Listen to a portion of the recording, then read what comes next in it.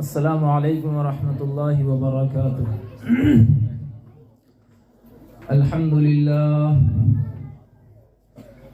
للہ نحمده ونستعینه ونستغفره ونؤمن به ونتوکل علیہ ونعوذ باللہ من شرور انفسنا ومن سیئات اعمالنا، من يهده الله فلا مضل له ومن يضلله فلا هادي له، ونشهد أن لا إله إلا الله وحده لا شريك له، ونشهد أن سيدنا وسندنا ومولانا محمدا عبده ورسوله، أما بعد فأعوذ بالله من الشيطان الرجيم، بسم الله الرحمن الرحيم،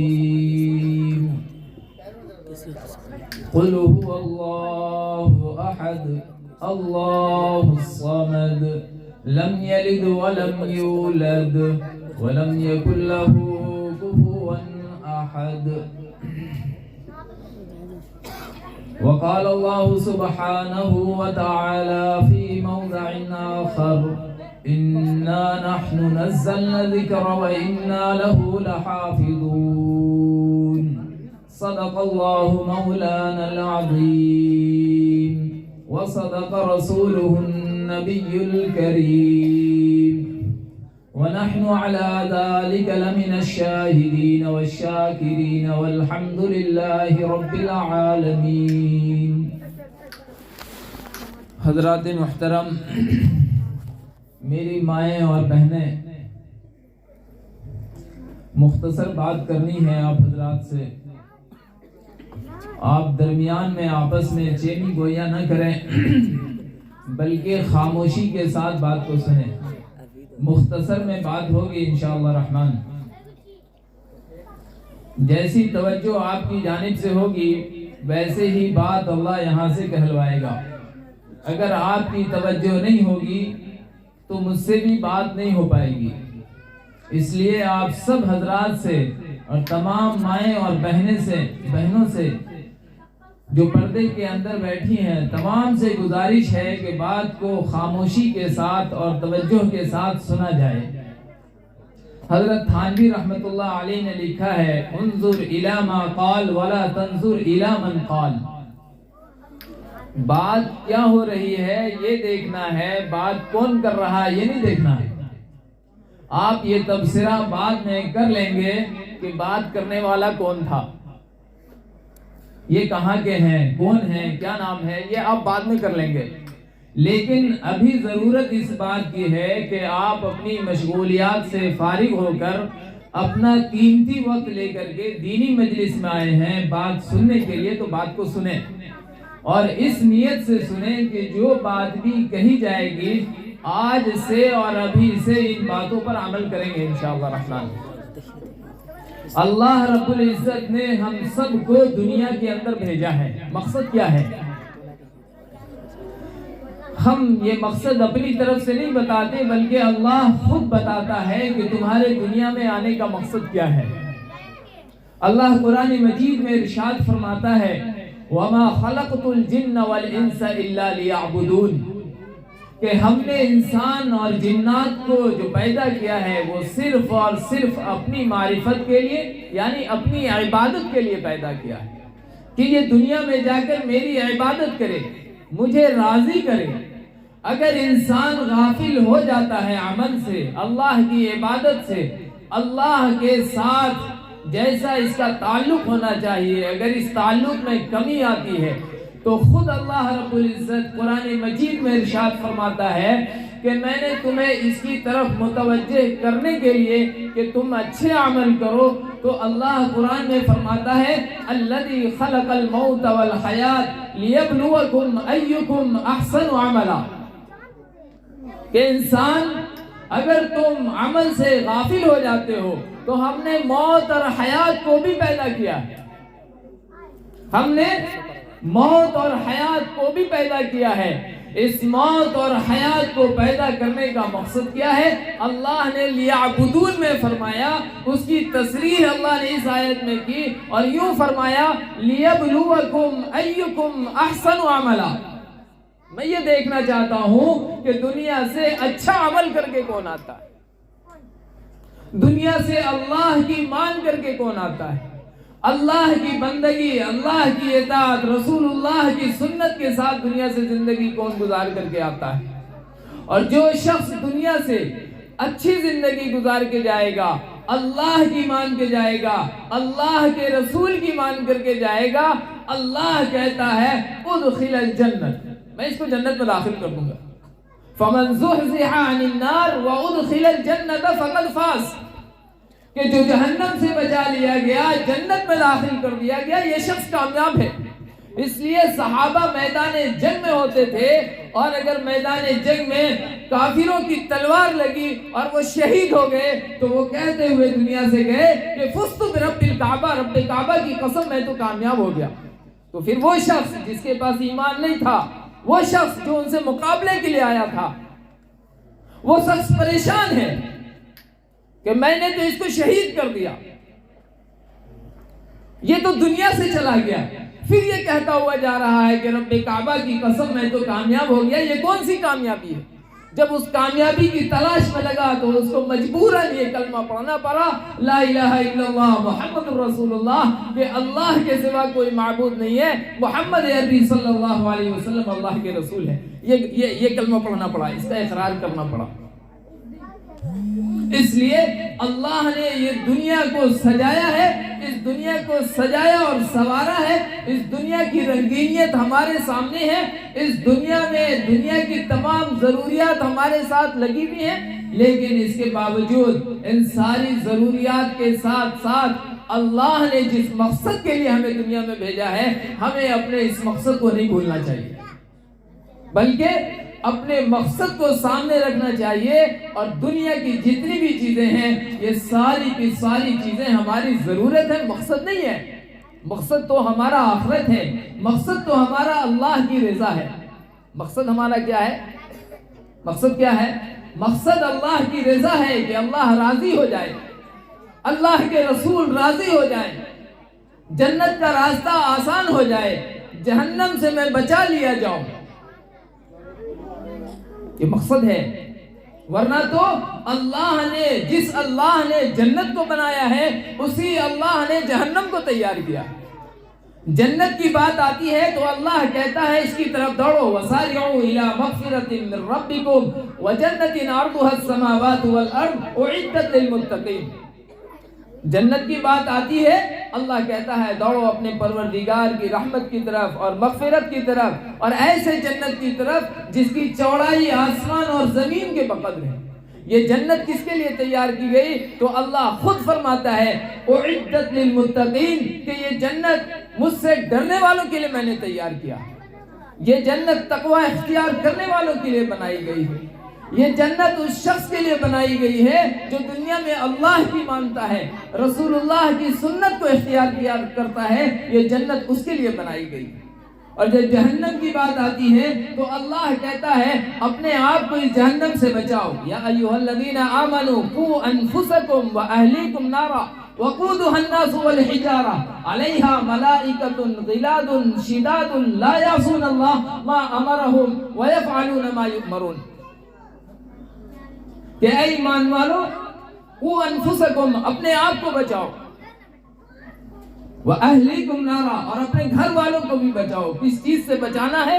کہ جہنم کی آگ سے بچانا ہے، کہ جہنم کی آگ یہ بڑی خطرناک ہے، کہ جہنم کے بارے میں آتا ہے 24ویں پارے میں ہے وَسِيقَ الَّذِينَ كَفَرُوا إِلَىٰ جَهَنَّمَ زُمَرًا، کہ اس کی تفسیر میں علماء کرام نے لکھا ہے کہ اللہ رب العزت نے جہنم کو دہکانے کا حکم دیا، فرشتے جہنم کو دہکاتے رہے اور 500 سال تک جہنم کو دہکایا گیا، تو جہنم کی آگ بالکل لال ہو گئی، پھر اللہ نے جہنم کو دہکانے کا حکم دیا تو فرشتے نے جہنم کو دہکایا تو جہنم کی آگ بالکل سفید ہو گئی.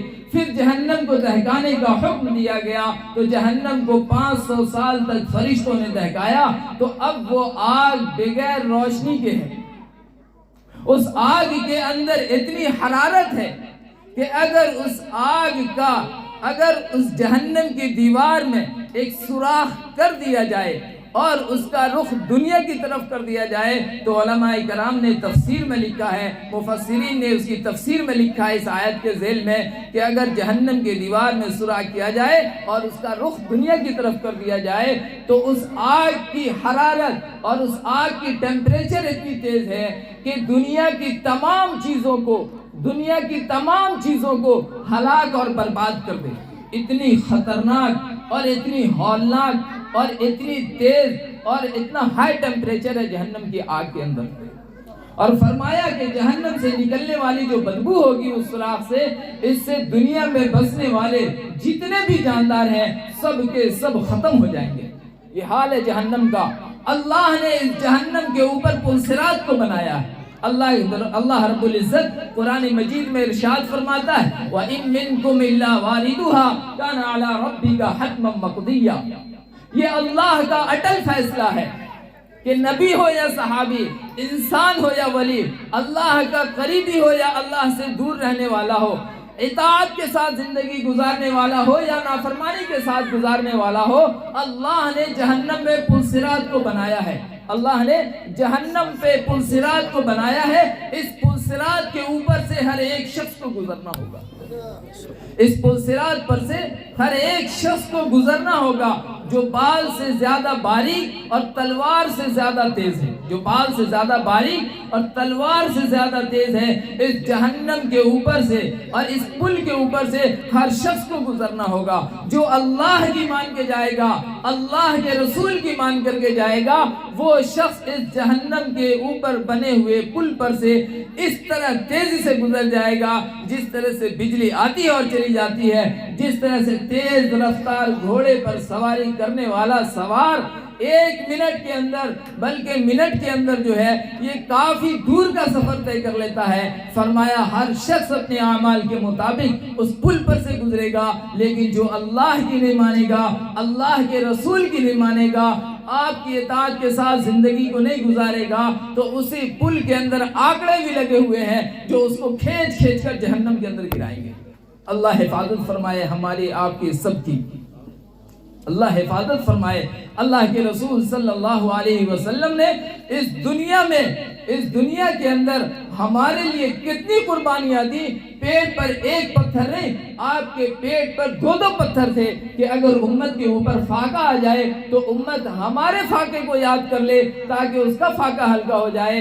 امت کے پاس اگر بھوک ہو تو امت ہمارے بھوک کو یاد کر لے تاکہ اس کا بھوک ہلکا ہو جائے. امت اگر غربت میں زندگی گزار رہی ہے, کوئی شخص غربت میں زندگی گزار رہا ہے تو وہ ہماری غربت کو دیکھ لے تو اس کی غربت آسان ہو جائے گی. کوئی ہماری عبادت کو دیکھ لے تو اس کی عبادت ہلکی لگے گی تاکہ وہ اللہ کی اور زیادہ عبادت کر سکے. اللہ کے رسول صلی اللہ علیہ وسلم نے بے شمار قربانیاں دی ہیں. میدان عرفات کے اندر پیارے حبیب محمد عربی اکرم صلی اللہ علیہ وسلم ننگی سواری کی پیٹھ پر سوار ہو کر 6 گھنٹے تک اپنے امت کے لیے دعا مانگا ہے. یا ربی امتی, یا ربی امتی, یا ربی امتی.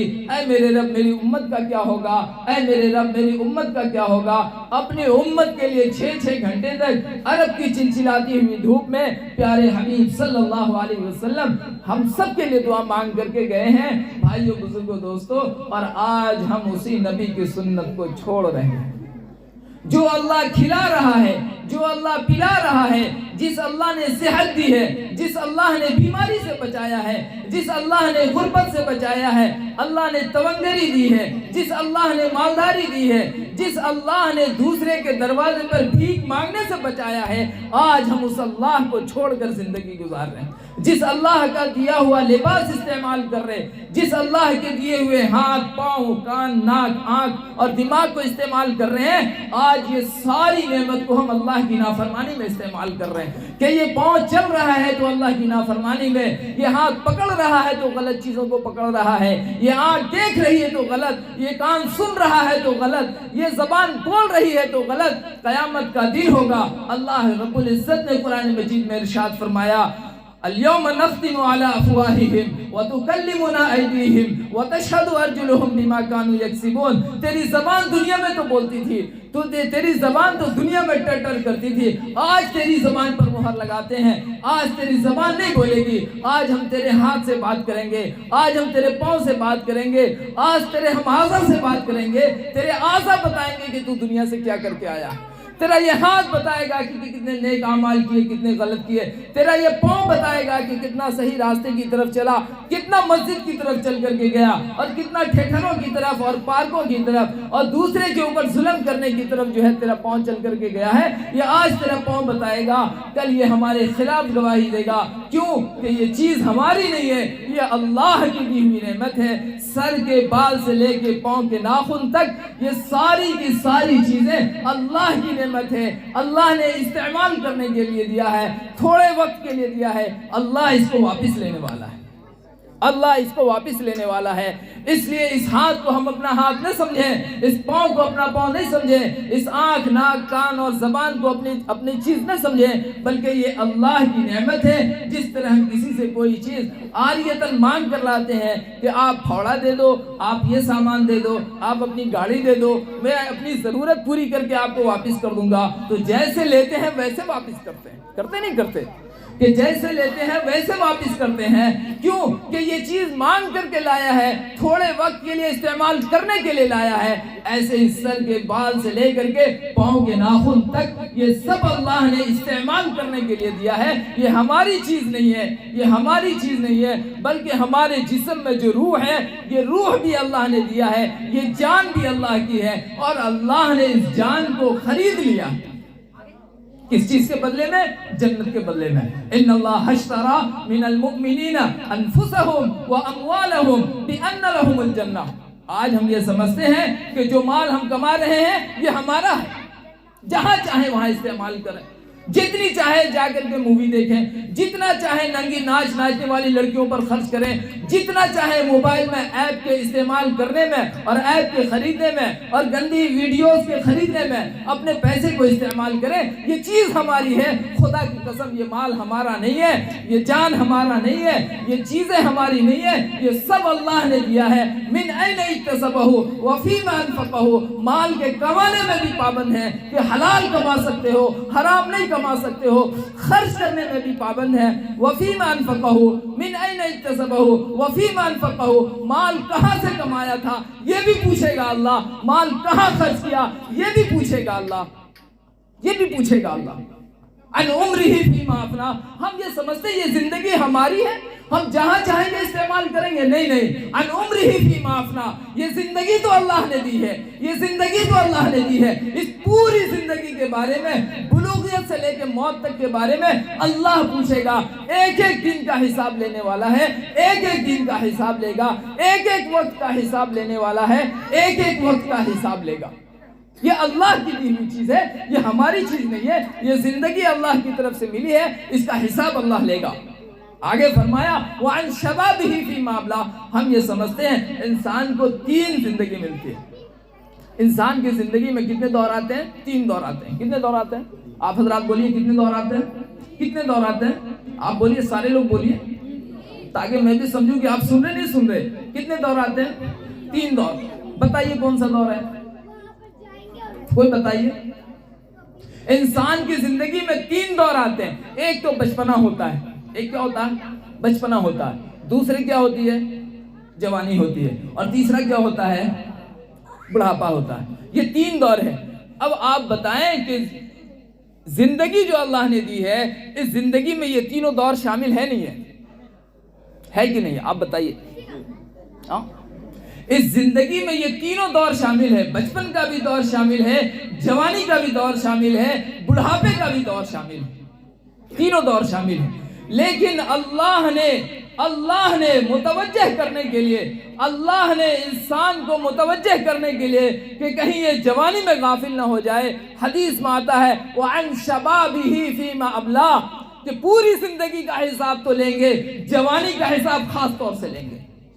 کیوں کہ یہ انسان سوچتا ہے کہ یہ زندگی ملی ہے، اس میں ایک جوانی ہے، یہ جوانی دوبارہ نہیں آئے گی، جو کرنا ہے کر لو، جتنے گناہ کرنا ہے کر لو، جتنی نافرمانیاں ہے کرنا ہے کر لو، جتنی مرضی کی زندگی گزارنا ہے گزار لو، یہ جوانی دوبارہ آنے والی نہیں ہے۔ بڑھاپے میں جسم میں طاقت نہیں رہے گا، کچھ نہیں کر سکتے، اس لیے جو کرنا ہے اس جوانی کے اندر کر لو۔ اللہ نے متوجہ فرما دیا، اللہ کے رسول صلی اللہ علیہ وسلم کے ذریعے سے آپ نے فرما دیا وَعَنْ شَبَابِهِ فِي مَا أَبْلَاهُ، بتاؤ جوانی کہاں گزاری ہے۔ بڑھاپے میں تو لوگ سجدہ بغیر، نماز بھی بغیر سجدے کے پڑھتے ہیں۔ بڑھاپے میں لوگ نماز کیسے پڑھتے ہیں؟ بغیر سجدے کے پڑھتے ہیں۔ آپ نے دیکھا ہوگا ہر مسجد میں ایسے لوگ مل جائیں گے آپ کو جو بڑھاپے میں نماز کیسی پڑھتے ہیں؟ بغیر سجدے کے، کہ وہ زمین پر سر نہیں رکھ سکتے۔ حالانکہ نماز میں سب سے زیادہ اللہ کے قریب بندہ کب ہوتا ہے؟ جب یہ اپنا سر، اپنا پیشانی زمین پر رکھ دیتا ہے۔ فرمایا کہ یہ جو پیشانی زمین پر رکھتا ہے، یہ رحمان کے دونوں قدموں کے درمیان اپنے سر کو رکھتا ہے، اور اس حال میں اللہ کو جب پکارتا ہے تو اللہ اس کی سنتا ہے۔ اس حال میں جب اللہ کو پکارتا ہے تو اللہ اس کی سنتا ہے۔ اس لیے ہمیں نماز کا پابند بننا چاہیے، ہمیں اللہ کی اطاعت کرنی چاہیے، ہمیں رسول اللہ کی سنت کو اختیار کرنی چاہیے، یہ دھوکے سے باہر نکلنا چاہیے، ورنہ تو یہ دھوکہ ہے، آنکھ بند ہوگی، حقیقت میں آنکھ کھل جائے گی۔ آخرت کے سارے منازل ہمارے سامنے ہوں گے، سارے کے سارے مناظر ہمارے سامنے ہوں گے، جنت بھی ہوگی، جہنم بھی ہوں گے، فرشتے بھی ہوں گے، ساری کی ساری چیزیں ہیں، ساری کی ساری چیزیں ہوں گی، تو ہماری آنکھ کھل جائے گی۔ اس وقت انسان سوائے افسوس کے اور کچھ نہیں کر سکے گا، سوائے افسوس کے کچھ نہیں کر سکے گا۔ تو اللہ نے مردوں کو بھی دین پر چلنے کا پابند بنایا ہے، اور اللہ نے کس کو پابند بنایا؟ عورتوں کو بھی پابند بنایا۔ جتنے دین پر چلنے کے پابند مرد ہیں، اتنے ہی دین پر چلنے کی پابند عورتیں بھی ہیں۔ جتنا حکم اللہ نے مردوں کو دیا ہے، اسی قدر حکم اللہ نے عورتوں کو بھی دیا ہے۔ نماز اگر مردوں پر فرض ہے تو نماز عورتوں پر بھی فرض ہے۔ حلال کھانا مردوں پر فرض ہے تو حلال کھانا عورتوں پر بھی فرض ہے۔ مرد اپنی زبان سے غلط نہیں بول سکتا، عورت بھی اپنی زبان سے غلط نہیں بول سکتی۔ مرد اپنی زبان سے غلط نہیں بول سکتا، عورتیں بھی اپنی زبان سے غلط نہیں بول سکتے۔ مرد بھی غیبت اور چغل خوری نہیں کر سکتا، عورتیں بھی جو ہے چغل خوری اور غیبت نہیں کر سکتی۔ اللہ کے رسول صلی اللہ علیہ وسلم نے ارشاد فرمایا سب سے زیادہ جو عورتیں جہنم میں جائیں گی وہ صرف اس وجہ سے جائیں گی کہ وہ دنیا کے اندر غیبت کیا کرتی تھی۔ اس لیے عورتوں کو چاہیے کہ اپنے آپ کو غیبت سے بچائے، چغل خوری سے بچائے، ادھر ادھر کی باتوں سے بچائے۔ کیوں کہ اللہ نے اس کو پابند بنایا ہے۔ مرد پابند ہے، مرد کو اللہ نے قرآن مجید میں فرمایا قُلْ لِلْمُؤْمِنِينَ يَغُضُّوا مِنْ أَبْصَارِهِمْ وَيَحْفَظُوا فُرُوجَهُمْ، آپ مردوں سے کہہ دیجئے کہ اپنے نگاہوں کو نیچی رکھیں اور اپنے شرمگاہوں کی حفاظت کریں۔ اسی طرح اللہ نے عورتوں سے بھی فرمایا وَقُلْ لِلْمُؤْمِنَاتِ يَغْضُضْنَ مِنْ أَبْصَارِهِنَّ وَيَحْفَظْنَ فُرُوجَهُنَّ، آپ عورتوں سے کہہ دیجئے، ایمان والی عورتوں سے کہہ دیجئے کہ وہ اپنے نگاہوں کی حفاظت کیا کریں، اپنے نگاہوں کی حفاظت کیا کریں اور اپنے شرمگاہوں کی حفاظت کیا کریں۔ اللہ کے رسول صلی اللہ علیہ وسلم نے ارشاد فرمایا جو آدمی، جو مرد یا عورت ہو جو دو چیز کی ضمانت ہمیں دے دے، ہم اس کے لیے جنت کی ضمانت لیتے ہیں۔ ایک تو زبان ہے اور دوسری چیز دونوں ٹانگوں کے درمیان کی چیز یعنی شرمگاہ ہے۔ جو شخص ان دو چیزوں کی حفاظت کی ذمہ داری دے دے، جو شخص ان دو چیزوں کی حفاظت کی ذمہ داری دے دے، اللہ کے رسول صلی اللہ علیہ وسلم نے ارشاد فرمایا کہ ہم اس کے لیے جنت کی ضمانت لیتے ہیں کہ ہم اس کو جو ہے اللہ رب العزت کے یہاں کل آخرت میں ہم اس کو جنت دلوا دیں گے۔ سب سے زیادہ گناہ جو ہوتا ہے وہ ان دو چیزوں سے ہوتا ہے، سب سے زیادہ گناہ ان دو چیزوں سے ہوتا ہے، اس لیے اس کی حفاظت لازم اور ضروری ہے۔ ہماری عورتیں سوچتی ہیں بیچاری دین سے غافل ہیں، ہمارے مرد اللہ ان کو صحیح سمجھتے، مسجد جاتے ہیں، جمعے میں بات سنتے ہیں، مسجد میں جماعتیں آتی ہیں، وہاں جاتے ہیں، باتیں سنتے ہیں، کہیں دینی مجالس قائم ہو جاتی ہے، مثال کے طور پہ ابھی یہاں دینی مجالس قائم ہوئی، ہم یہاں آئے، بات کو سنا، کوئی مرد کوئی شخص کوئی فرد اپنے گھر میں جا کے اپنی عورتوں کو نہیں بتاتا کہ آج ہم وہاں سے یہ بات دین کی سن کر کے آئے ہیں، تم بھی اس پر عمل کرو، کوئی نہیں بتاتا۔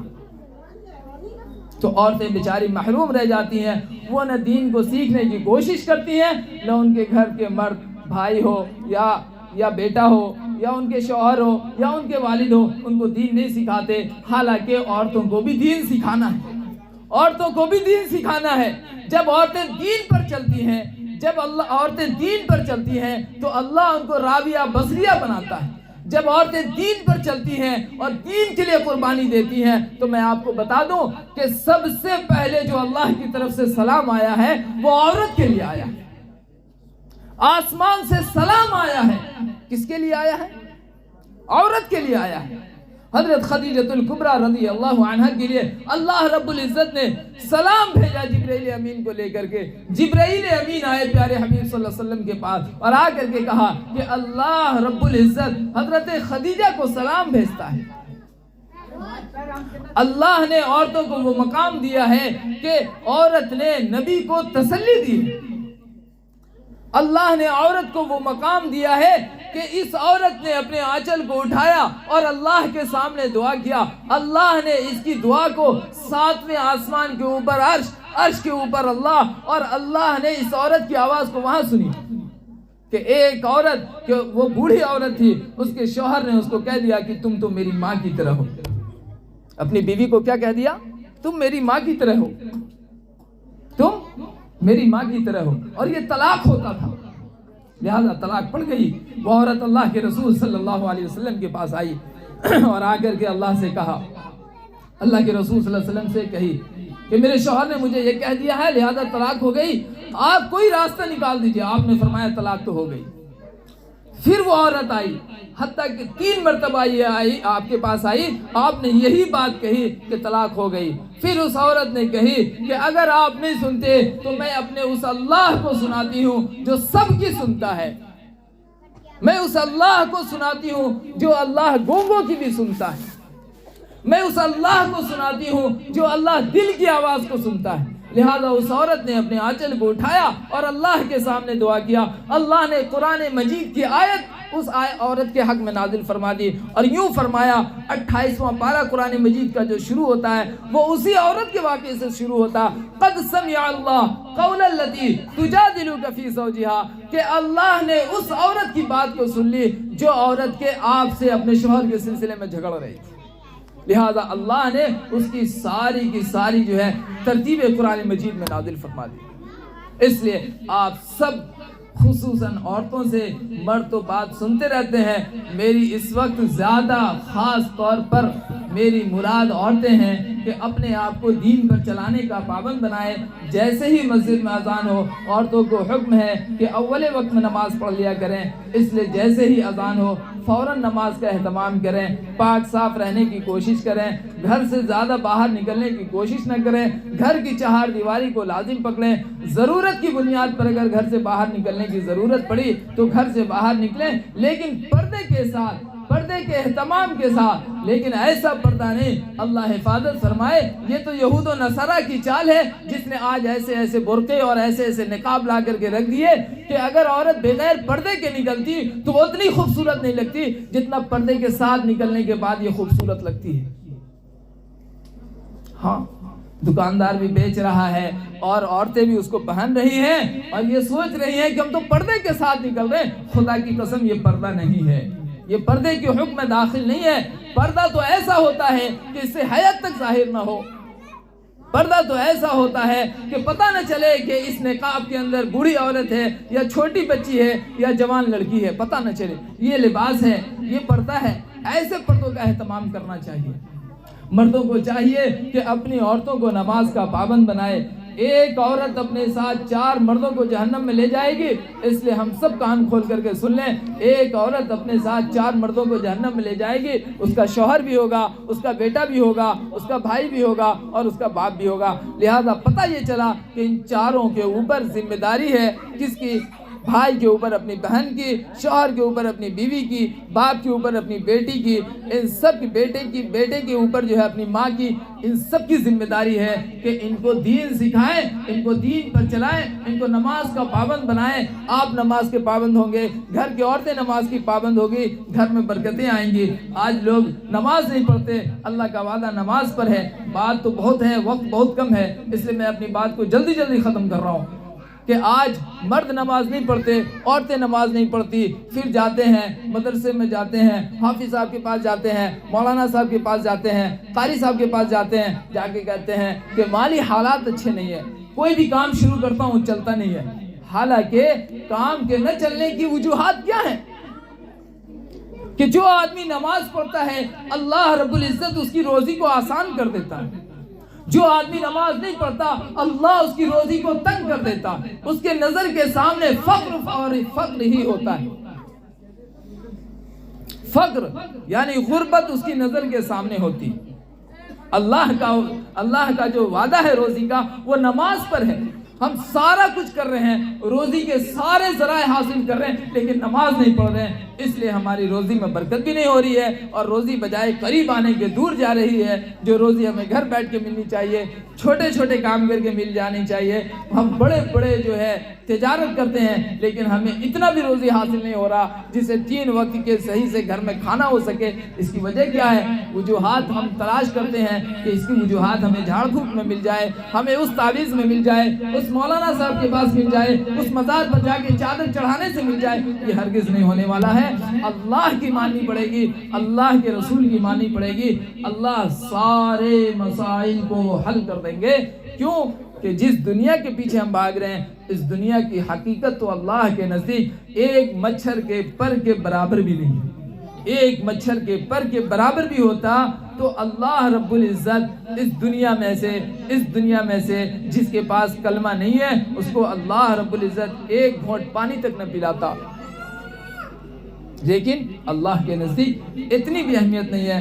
اس لیے آخری بات یہ ہے کہ مرد سارے آج یہ ارادہ کریں اور یہ عہد کریں، ایکو نہیں ڈالو بھائی، یہ عہد کریں کہ آج سے ہم انشاءاللہ فجر سے ہماری نماز نہیں چھوٹے گی، فجر سے ہماری نماز نہیں چھوٹے گی۔ ہمارا کام آگے پیچھے ہو جائے گا لیکن ہماری نماز جماعت کے ساتھ نہیں چھوٹے گی، بلکہ جماعت کے ساتھ مسجد میں جا کر کے نماز کا ادا کرنا یہ فرض ہے۔ ایک تو نماز پڑھنا فرض ہے، دوسرے جماعت کے ساتھ پڑھنا فرض ہے۔ اللہ کے رسول نے فرمایا جو لوگ گھر میں نماز پڑھ لیتے ہیں میرا جی چاہتا ہے کہ میں ان کے گھر میں آگ لگا دوں، لیکن صرف اس لیے چھوڑ دیتا ہوں کہ گھر میں جو ہے عورتیں بھی ہیں، گھر میں بچے بھی ہیں۔ پتہ یہ چلا کہ نماز پڑھنے کی جگہ مسجد ہے مردوں کے لیے، اس لیے مردوں کو مسجد میں جا کر کے نماز پڑھنا چاہیے اور عورتوں کو گھر کے اندر نماز پڑھنا چاہیے، اور گھر کے اندر دینی ماحول پیدا کرنے کے لیے، دینی ماحول قائم کرنے کے لیے جو ہے اپنے گھر میں کتاب کی تعلیم ہونی چاہیے۔ ہمارے گھر کا ایک ایک بچہ مکتب میں جائے پڑھنے کے لیے، مدرسے میں مکتب کا نظام چلتا ہے، اپنے ایک ایک بچے کو دین سکھائے۔ یہ بچہ دین سیکھے گا تو ہمارے لیے آخرت کا ذریعہ بنے گا، اگر یہ بچہ دین نہیں سیکھے گا تو یہ بچہ ہمیں جہنم میں لے کر کے جائے گا۔ یہ بچہ ایسی حرکت کرے گا کہ اس بچے کو ہم اپنے اولاد کہنے سے بھی انکار کر دیں گے کہ یہ ہماری اولاد نہیں ہے، ورنہ تو اگر دین نہیں سکھایا تو اولاد ایسی حرکت کر بیٹھتی ہے کہ ماں باپ کو سر اٹھا کے جینے کا حق ماں باپ سے چھین لیتی ہے۔ اس لیے ان سارے بچے کو مکتب میں بھیجیں، اپنے بچوں سے پیار محبت سے بات کریں۔ ہم سوچتے ہیں کہ میرا بچہ گالی دیتا ہے، ہم خود گالی دیتے ہیں، اس لیے میرا بچہ ہم سے گالی سیکھتا ہے۔ اس لیے ضرورت اس بات کی ہے کہ ہم سب اپنے آپ کو نیک بنائیں، مرد بھی اپنے آپ کو نیک بنائیں، عورتیں بھی اپنے آپ کو نیک بنائیں، اور نماز کا اہتمام کریں، اور گھر میں جو ہے فضائل اعمال لے آئیں یا منتخب احادیث لے آئیں، اس سے روزانہ 10 منٹ گھر کے اندر تعلیم کریں۔ انشاءاللہ گھر کا ماحول بدل جائے گا، انشاءاللہ ثم انشاءاللہ گھر کا ماحول بدل جائے گا۔ اللہ تعالی ہمیں آپ کو کہنے سننے سے زیادہ عمل کی توفیق عطا فرمائے۔ عمل کریں گے نا انشاءاللہ، عمل کریں گے انشاءاللہ، عمل کریں گے انشاءاللہ، انشاءاللہ رحمان۔ آمین وآخر دعوانا الحمدللہ رب العالمین۔ دعا ہو جائے گی حافظ صاحب کی انشاءاللہ.